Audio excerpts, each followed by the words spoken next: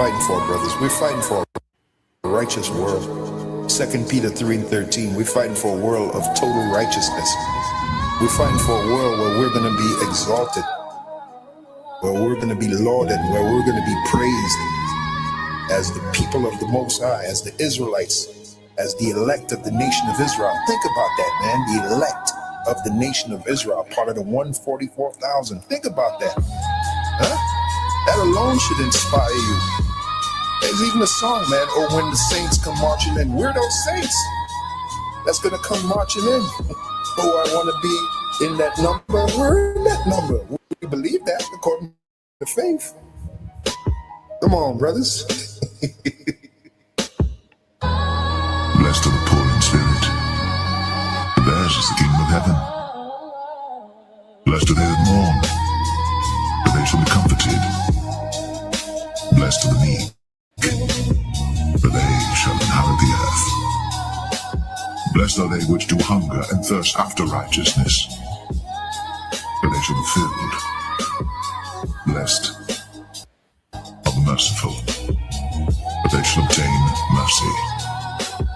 Blessed are the pure in heart, for they shall see God.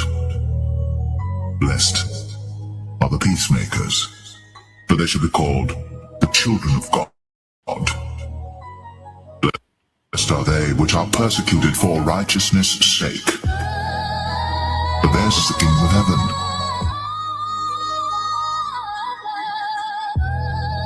Lay not up for yourselves treasures upon earth, where moth and rust doth corrupt, and where thieves break through and steal. But lay up for yourselves treasures in heaven, where neither moth nor rust doth corrupt, and where thieves do not break through nor steal. For where your treasure is, there will your heart be also.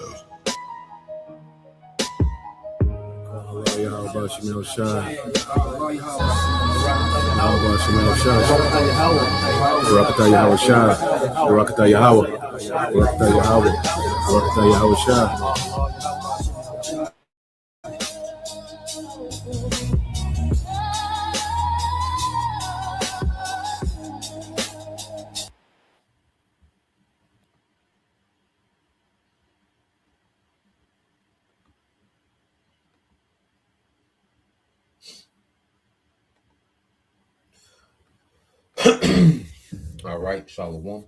First and foremost, I would like to give all praise and glory unto Yahweh, Bahashem, Yahweh Shai, Bahashem, Kakwadash, and double honors unto the apostles and the elders of GMS who rule well, teach well, being great examples towards younger brothers. And peace and blessing and salutation to the hopeful lake out there pushing his word and truth and in sincerity across the four winds in the name of Yahweh, Bahashem, Yahweh Shai, pushing to get up out of here. Shalom to the hopeful lake, the believers, the listeners whom have came back to the obedience of the scriptures through faith in Yahweh Bashem Yahweh Shai. All right, and what I want to get into so what I want to get into today is dealing with the book of Acts chapter 12, a continuation of the book of Acts, chapter 12. Okay, and in this chapter, what we're going to see, the persecution, of the church increases. Okay, a miracle work, by Peter. All right, and we get introduced to the character Mark. We're going to go into, a few of these things, a few of these characters, a little bit of this history. Okay, but in the book of Acts, we're going to see an uptick, in the persecution of the church, where it makes it to the government level of the Roman Empire. All right, because dealing with this guy Herod, we fully understand, that he's a client king, okay, for the Roman Empire. It's pretty much he's a puppet. He answers to, the Roman government.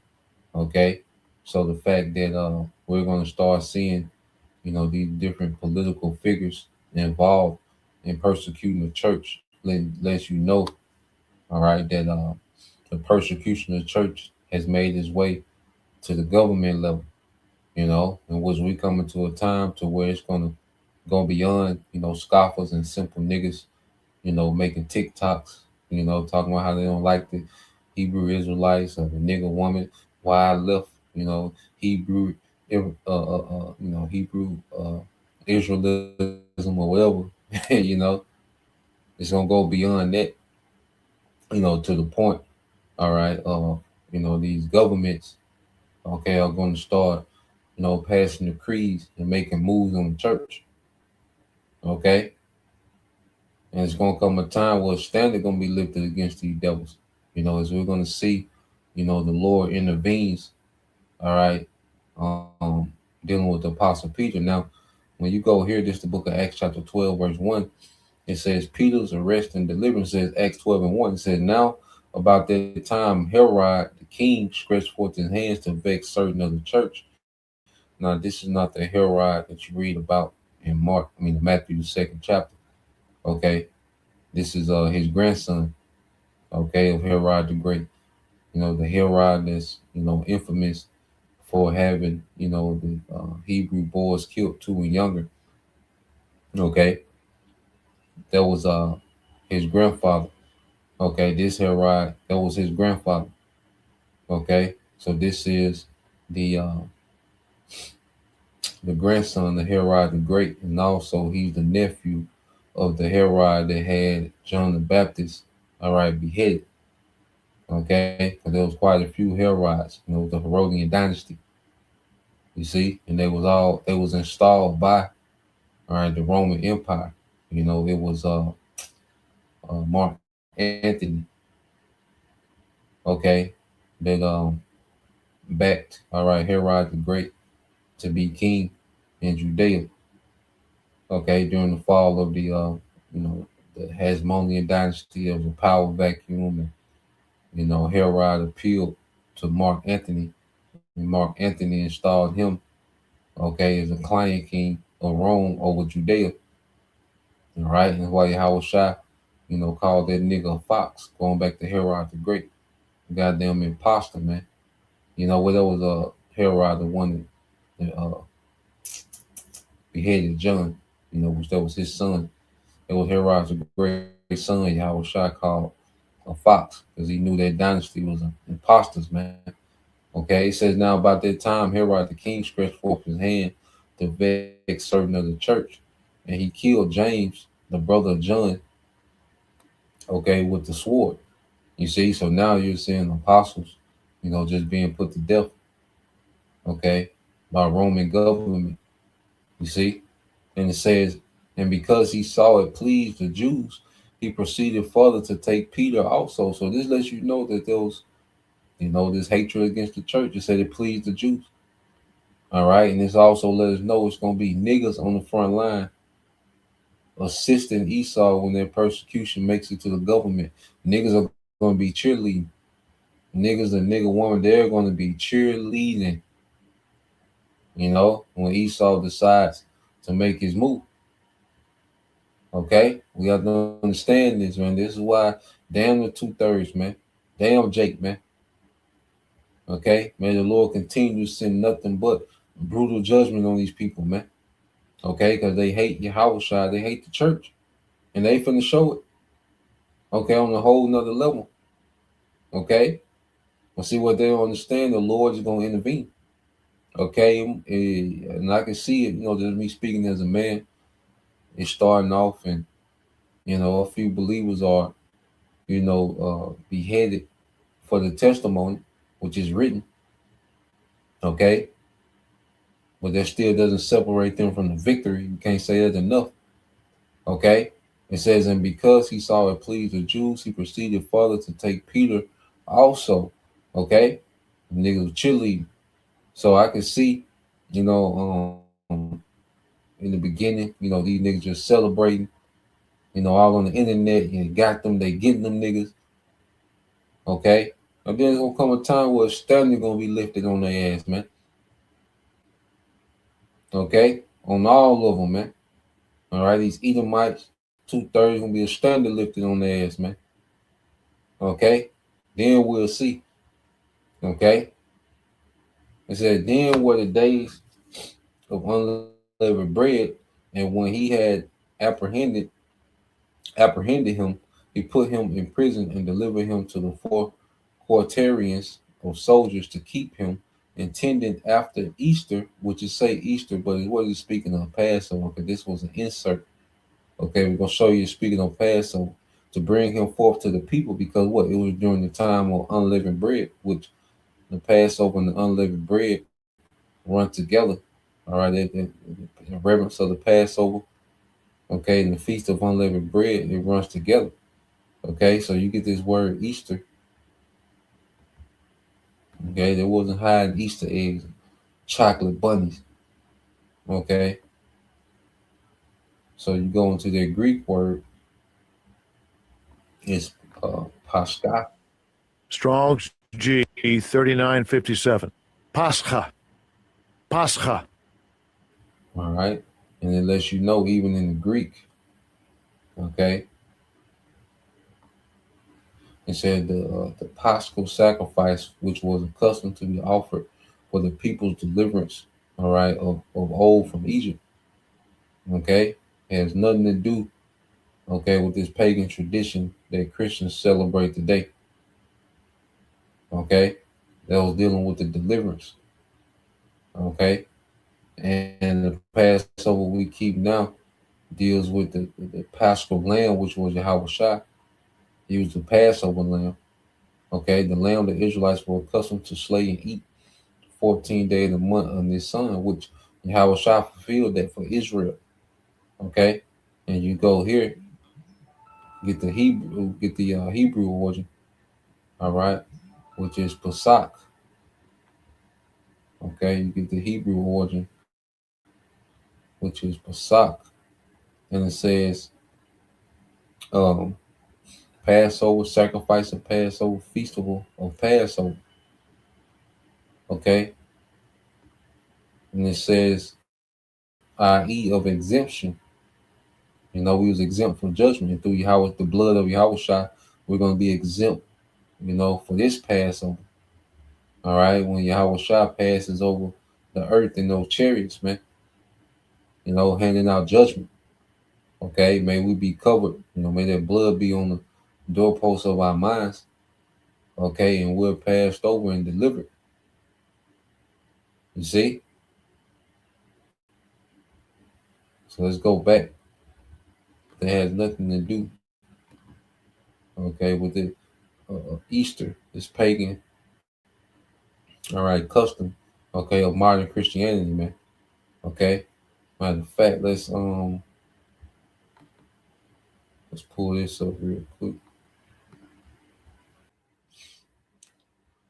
So let's pull this up real quick.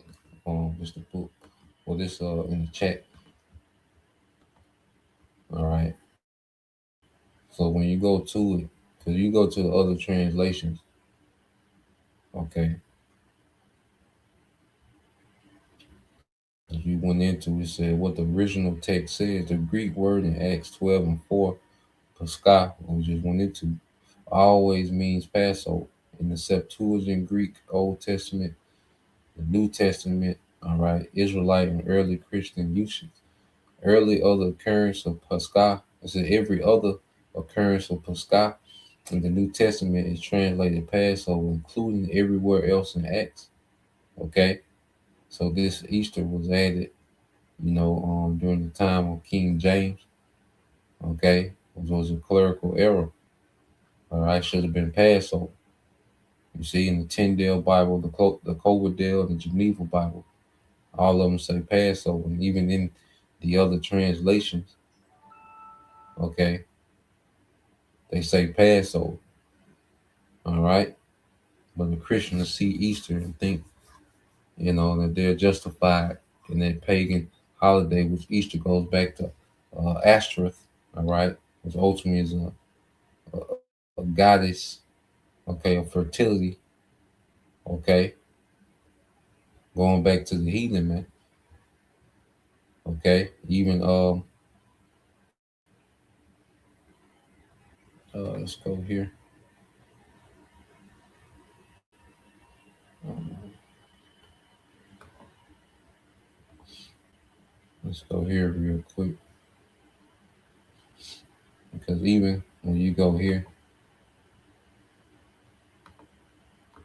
this goddess, was even mentioned, all right, during the time of Judges, during the time of King Solomon, all right, Ashtaroth, okay, and this was very displeasing to Yahweh Bashim Shah, okay, when you go into 1 Kings 11.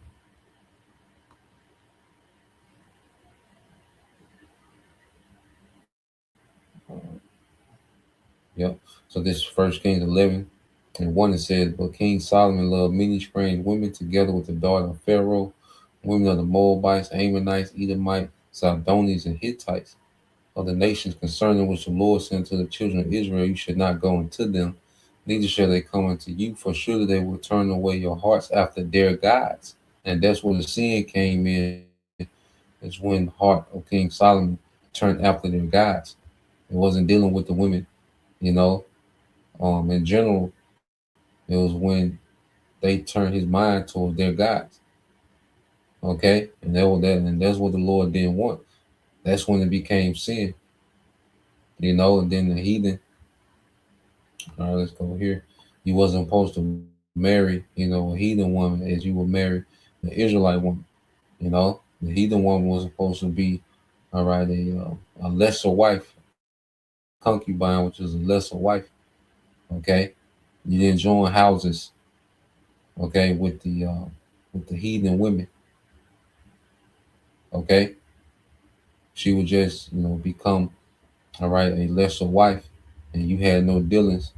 Okay, when it came to her house, the gods of her people. Okay, the customs of her people. Okay, she was supposed to be a lesser wife and fully converted to what you was on as an Israelite man. Okay, and it says that he had 700 wives, princes, and 300 concubines, and his wives turned away his heart. For it came to pass when Solomon was old, and his wife turned away his heart after other gods, and his heart was not perfect with the Lord Yahweh Bashim Shah, his power, as was the heart of David, okay, his father. For Solomon went after Ashtaroth, the goddess of the Zidonians, and Milcom, the abomination of the Ammonites. Okay, so even you go Ashtaroth, which Easter, okay, it goes back to like the Ashtar. Okay, and you go into that. Let's see if you pull it up. You go into the deity.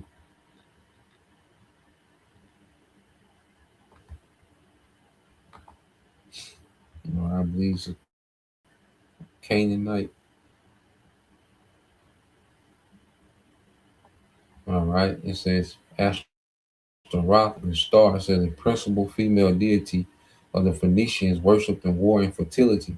Also Ishtar of Assyria and Ashtar, okay, by Greeks and Romans.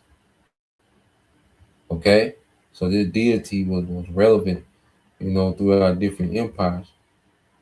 Okay, the gods of fertility and war, and you see, and these guys go by different names. In different empires would be the same deity, worship of old. Okay, which has nothing to do,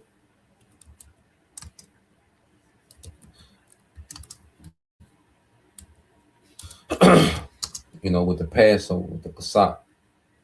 Okay,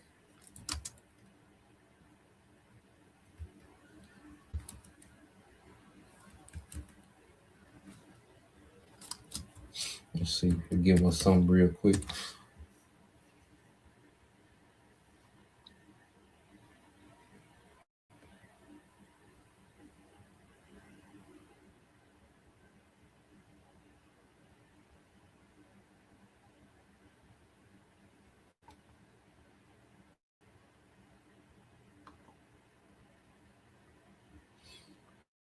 All right.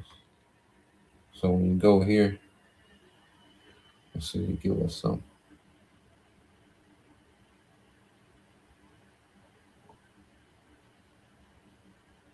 Yep. So let's just go right here real quick. Just a quick Google.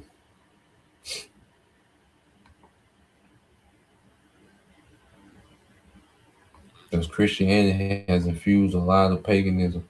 You know, that goes back to that nigga Constantine, all right, who was a pagan emperor, you know, but he played, you know, as if he was you know, this big follower of the Bible, you know, for political purpose, okay, to bring peace between the pagans and the Christians in the Roman Empire. You know, he infused the two, okay, into one religion, okay. So he infused pagan customs to appease the pagans, okay. Rome, which he was still a pagan, he was a big worshiper of the sun god, and then he was a proud nigga, man. So it said Easter was originally the celebration of Ishtar, the Assyrian and Babylonian goddess of fertility and sex.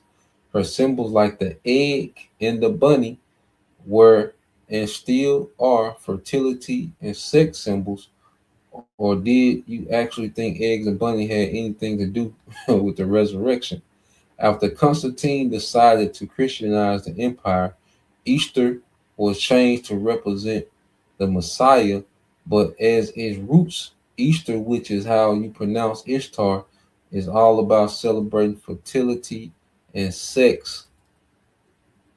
Okay? So just to go into that, man, so we have understanding, because you know that one word, you know, the devils have been able to infuse, okay, a lot of paganism into what they call Christianity today, man. All right, Christianity is saturated in paganism, Sunday worship. Okay, it goes back to the sun god, which that was changed during the time of Constantine. Okay, so let's go back to Acts. You see the whole baby Jesus. It goes back to Tammuz. Okay, the Christmas tree goes back to Nimrod. Okay, you know the whole, you know, Women's Day in church and all that goes back to just women worshiping. Okay, the church is just saturated with paganism. You know, Mother's Day. Okay, it's reverence heavy in the church. Okay, all that is paganism, man. It has nothing to do with the scriptures. All right, so let's go back into the book of Acts, chapter 5. It says, Peter, therefore, was kept in prison, but prayer was made without ceasing of church unto the Most High for him. And when Herod, and it's going to show you the power of prayer, and when Herod would have brought him forth the same night, Peter was sleeping between two soldiers and with two chains and kept before the door.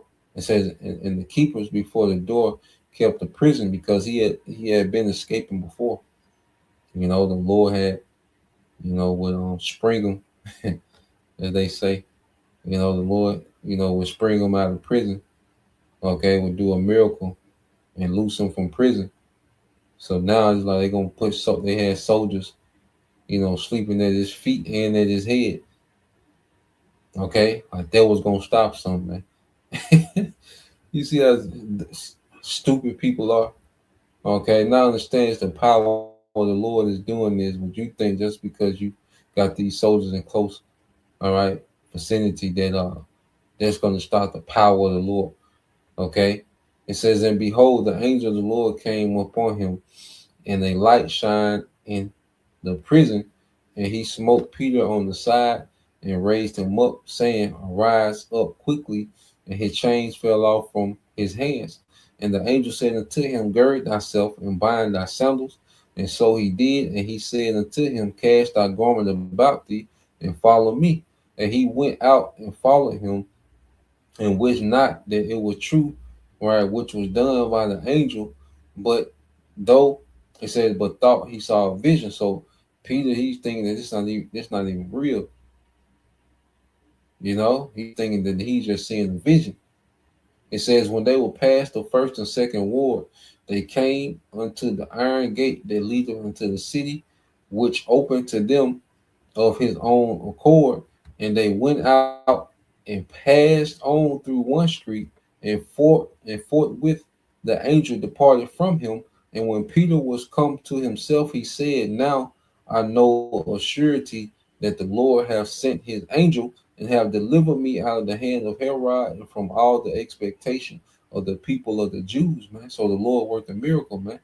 All right, and you know they was gonna make a spectacle of putting the Apostle Peter to death. They was gonna make a spectacle of it, man.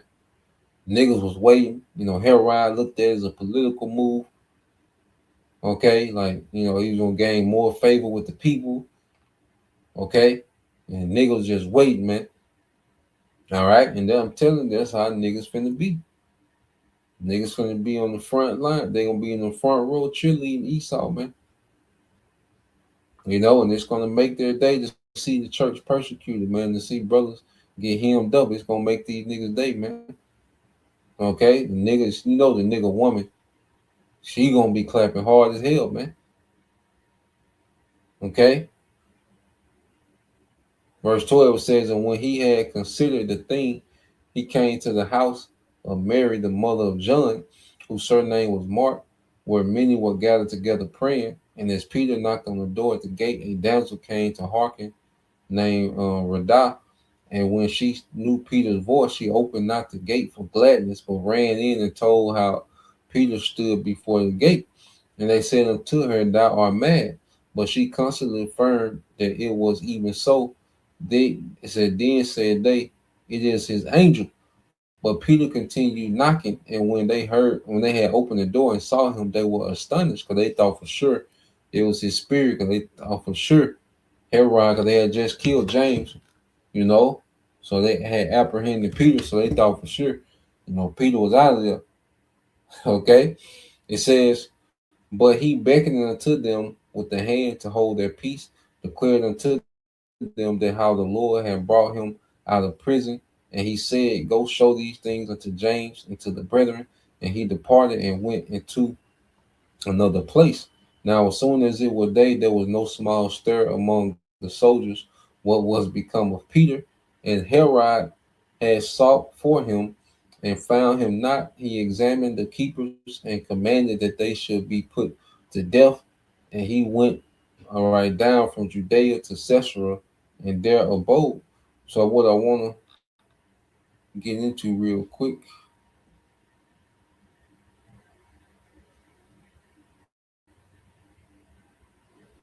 We'll finish this off, then we'll get that in the chat. All right, it says, And Herod was highly displeased of them, of Tyre and Sidon, but they came with one accord, and having made Blastus the king's chamberlain. So now it segues into, Herod and what the Lord gonna do to judge this nigga, this wicked nigga, man. It says, But they came with one accord to him, and having made Blastus the king's chamberlain their friend, desired peace, because their country was nourished by the king's country. And upon a set day, and Esau love when someone is dependent on his ass, man. So those of Tyre and Sidon coming to kiss this nigga ass. Okay. And it says, and upon a set day, Herod arrayed in royal apparel, sat upon his throne, and made an oration unto them. And the people gave a shout, saying, It is the voice of a God and not a man. Hyping this nigga up, and this nigga for sure don't need no help, being proud. Okay, it says, And immediately the angel of the Lord smote him, because he gave not the Most High the glory, and he was eating the worms. Eating the worms, man, tormented that nigga, man, and gave up the ghost. Okay, a dishonorable death, man. He said, Oh, this is a God. Most High smoked that nigga instantly, man, with worms in a very dishonorable fashion, man. You a God who got eaten by worms? Okay, something, minute.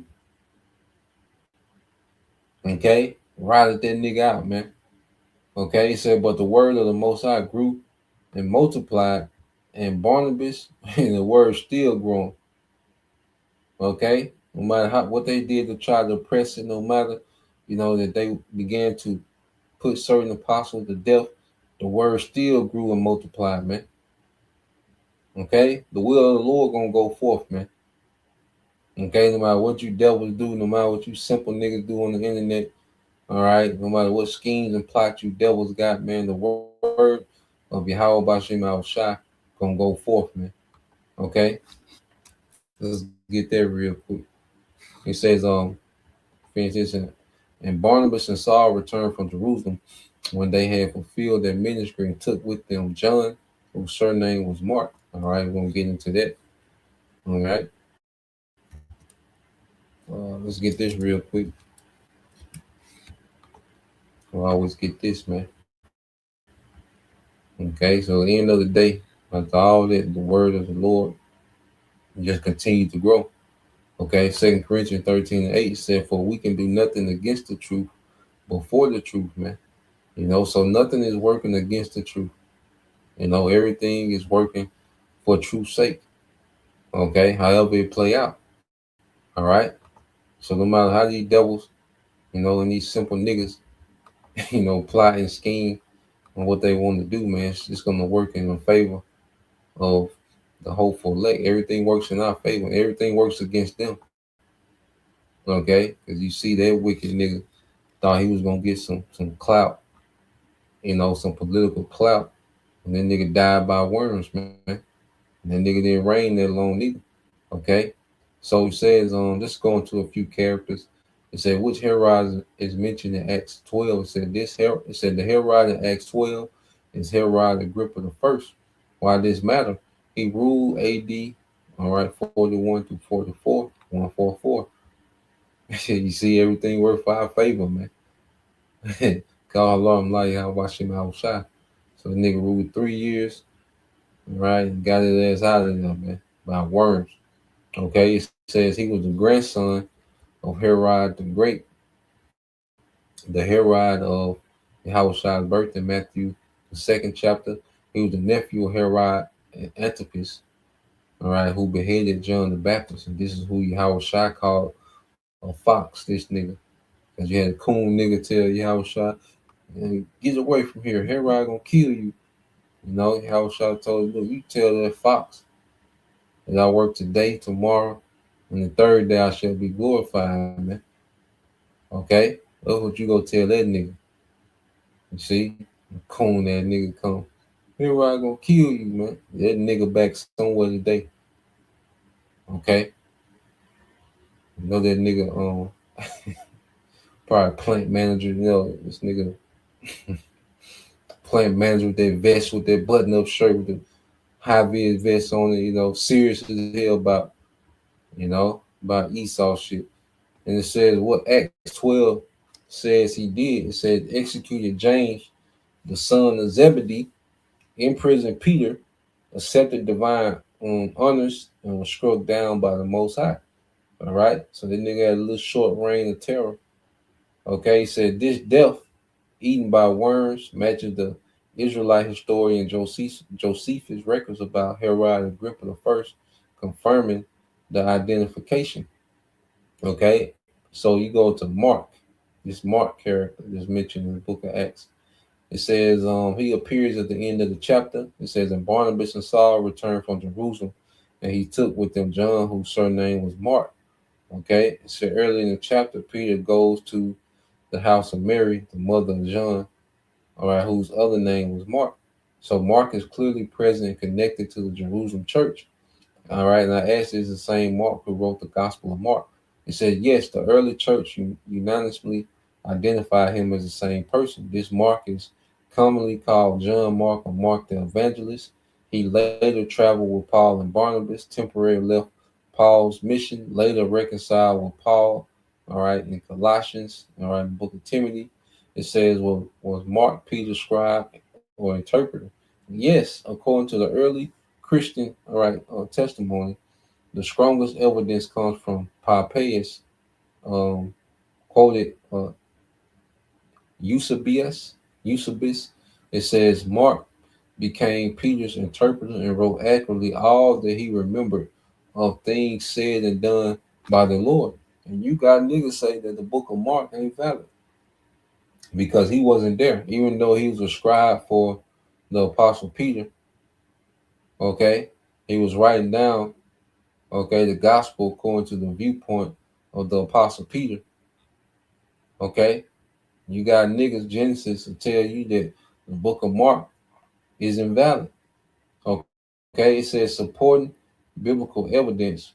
Peter refers to Mark affectionately as my son.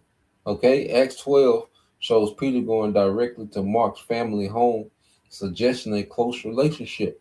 Mark's gospel reflects Peter, eyewitnesses' perspective, vivid details, emphasis on Peter. All right. So it says summary. Mark wrote his gospel based on Peter's preaching and recollections, functioning as his interpreter scribe rather than an eyewitness himself. Okay? So it said Mark's gospel reflects Peter's eyewitness perspective, vivid details, emphasis, okay, on Peter. You see?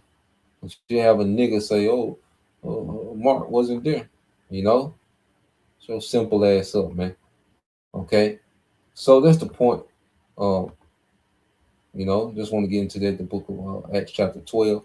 Lord will, you brothers.